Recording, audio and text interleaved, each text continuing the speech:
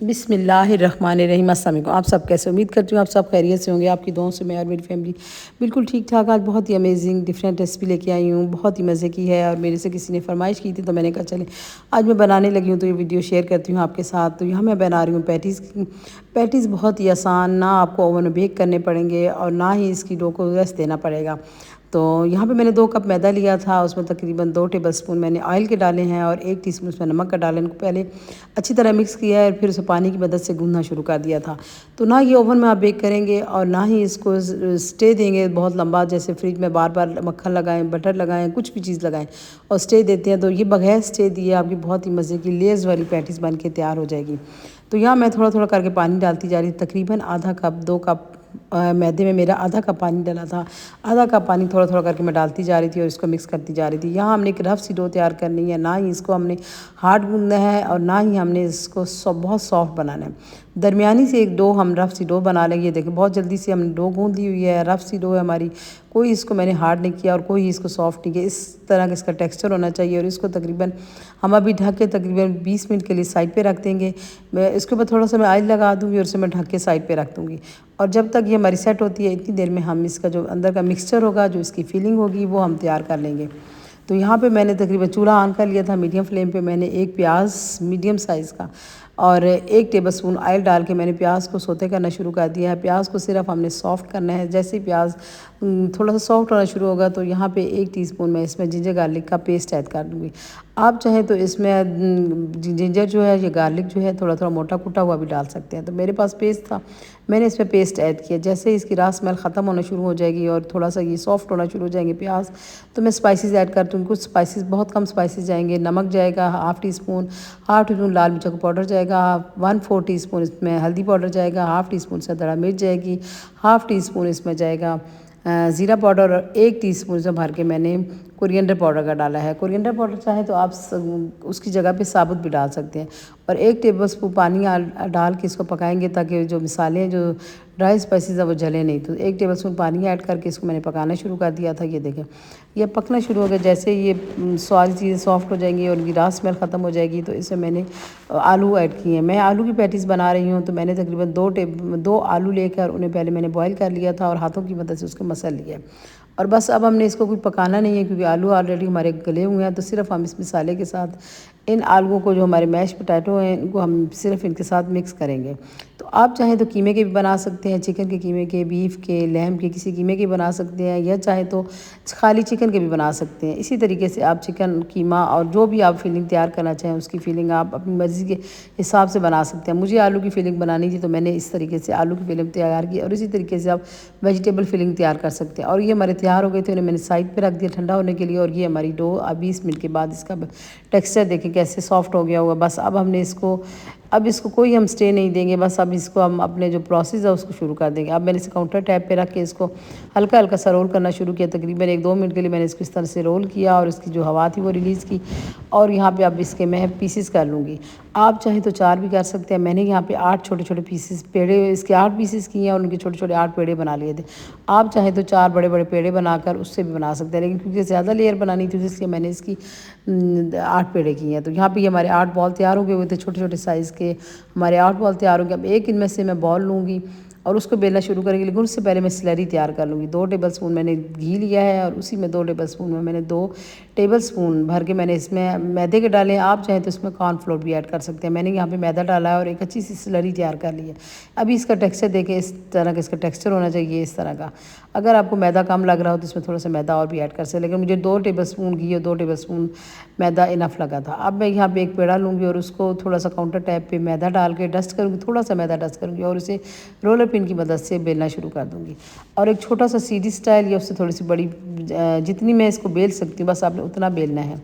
जितना आपसे बेला जाए, जितना आपके पेड़े की है उतना आप, जितने आपके पेड़े का साइज़ उस हिसाब से इस रोटी को बेलना शुरू करते हैं। और ये देखिए मैंने इतना से इसको बेल लिया था।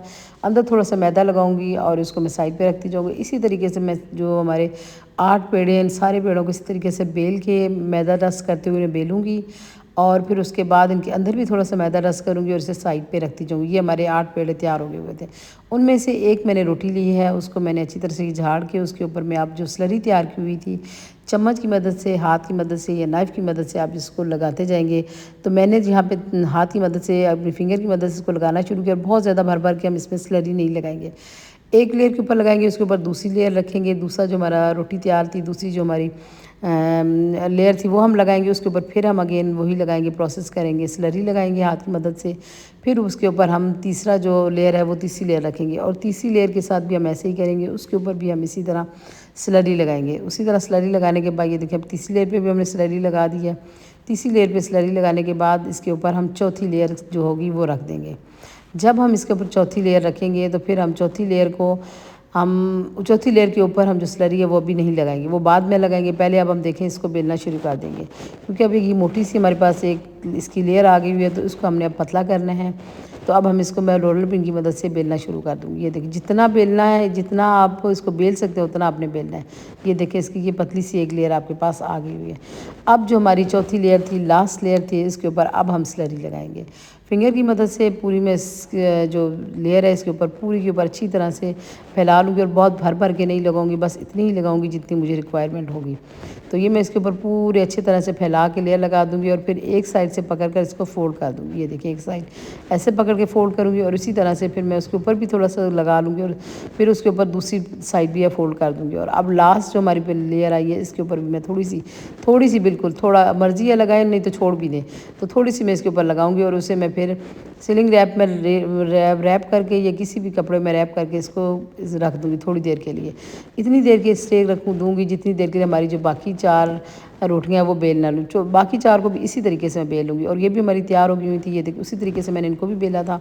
अब वो रखूँगी मैं साइड पे और इसको मैं बेलना शुरू कर दूँगी और उसको मैं इतना बेलूँगी एक चकोर सी हमारे पास रोटी आ जाएगी जितनी हमारे से बेली जाती है। हल्की हल्की हाथों से बेलना है, बहुत दबा दबा कर आपने नहीं बेलना ताकि स्लरी हमारी बाहर ना आए। तो ये देखिए अब मैं इसकी साइडें आराम से काट लूँगी, या छुरी की मदद से या पिज़्ज़ा कटर की मदद से मैं इसकी साइडें काट लूँगी। साइडें काटने से ये होगा कि इसकी जो लेयर्स हैं वो अच्छे से सेट हो जाएंगी। ये देखें अनइवन जो भी हमारे किनारे होंगे वो हम काट लेंगे और उसके बाद फिर मैं इसे जितने जितने रिक्वायरमेंट होगी, जो डिज़ाइन मैंने बनाना होगा पैटीज़ का, मैंने चकोर सा डिज़ाइन बनाया था, मैंने चकोर इसके मैंने बना लिए थे। तकरीबन एक रोटी से मैंने 9 अपने जो थी बनाई थी डिज़ाइन के लिए। 9 मैंने इसकी कटिंग की थी, 9 हमारे पास आ गई थी पीसीस।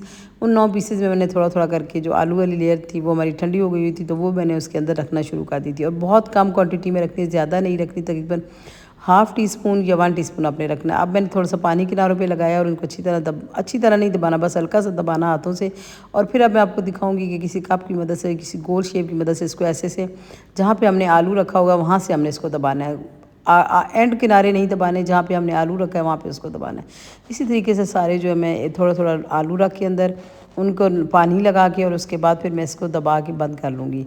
दबाना कैसे है, वो एक कप की मदद से जैसे कि मैंने दिखाया है, सिर्फ आलू वाली जगह दबानी है, एंड वाले किनारे नहीं दबाने। इससे आपकी लेयर जो है वो खिल खिल के बनेगी। अगर आप उसको एंड के किनारे ज़ोर ज़ोर के दबा के बंद करेंगे तो आपकी लेयर्स नहीं बन सकेगी। और ये हमारे तैयार हो गए हुए थे। आप इसे डिफरेंट शेप में बना सकते हैं। मैंने इसको इस शेप में बनाया था। अब यह मैंने मीडियम फ्लेम पे ऑयल रखा था, ऑयल हमारा गर्म हो चुका था, उसमें ये सारे पैटीज़ में ऐड करती जाऊँगी। और अगर यहाँ आप मेरी वीडियो वॉच कर रहे हैं और मेरे चैनल पर नए हैं और अभी तक मेरे चैनल को सब्सक्राइब नहीं किया तो काइंडली जाते जाते सब्सक्राइब करते हुए जाइएगा और एक अच्छा सा फीडबैक दे के जाइएगा और बेल के बटन को प्रेस करके जाइएगा ताकि मेरी आने वाली नई वीडियो का नोटिफिकेशन आप तक पहुँचता रहे। और अगर आपको अच्छी लगती हैं तो अपने फ्रेंड्स एंड फैमिली के साथ शेयर करना ना भूलिएगा। तो यहाँ पे आप देखें मीडियम फ्लेम पे हमारे थोड़ी देर के लिए तकरीबन 2 से 3 मिनट बाद ये देखें ये ऊपर आना शुरू हो गई हैं। जब इनका टेम्परेचर सेट हो जाएगा तो ये देखें इनकी लेयर्स भी कितनी अच्छी अच्छी से नज़र आना शुरू हो गई हुई हैं। तो ये बहुत ही मज़े की अमेजिंग सी रेसिपी है, आप बनाइएगा। बहुत कम वक्त में आपके मेहमान आने वाले हों तो बहुत कम वक्त में बन के तैयार हो जाने वाली लेयर्स वाली पैटीज़ आसान तरीके से तैयार हो सकती है। तो यहाँ पे अगर आप इसको फ्रीज़र करना चाहते हैं, इनको सेव करना चाहते हैं, तो जैसे मैंने डो बनाई थी वो आप डो बना के उसको बेल के जैसे मैंने उसे रैप करके रखा था, आप उस डो को भी ऐसे चीज़ स्टोर कर सकते हैं और आप इन पैटीज़ को फिलिंग करके भी आप इनको स्टोर करके रख सकते हैं। तो यहाँ पे हमारे पैटीज़ ये देखें बन के तैयार हो गए हुए थे। बहुत ही मज़े की अमेजिंग किस्म की हमारी पैटीज़ थे। इनकी क्रिस्पीनेस चेक करें, मैंने शुरू में भी वीडियो में आपको दिखाया है और अभी भी आपको दिखा रही हूँ कि किस कदर ये क्रिस्पी हमारी इनकी लेयर्स तैयार हुई थी। ये देखिए क्रिस्पी और बहुत ही मज़े की हमारी तैयार हो गई हुई थी। एक एक चीज़ जो थी इसकी अलग हो रही थी। आप पूरी वीडियो वॉच करने के बाद मुझे बताइएगा कि आपको मेरी ये रेसिपी कैसी लगी है, आप किस किस्म की वीडियोस मेरे चैनल पर देखना चाहते हैं। और अगर आपको ये वीडियो अच्छी लग रही है तो काइंडली लाइक का बटन ज़रूर प्रेस कर दीजिएगा। Thank you for watching. आऊँगी किसी नई रेसिपी के साथ, दुआओं में याद रखिएगा। अल्लाह हाफिज़।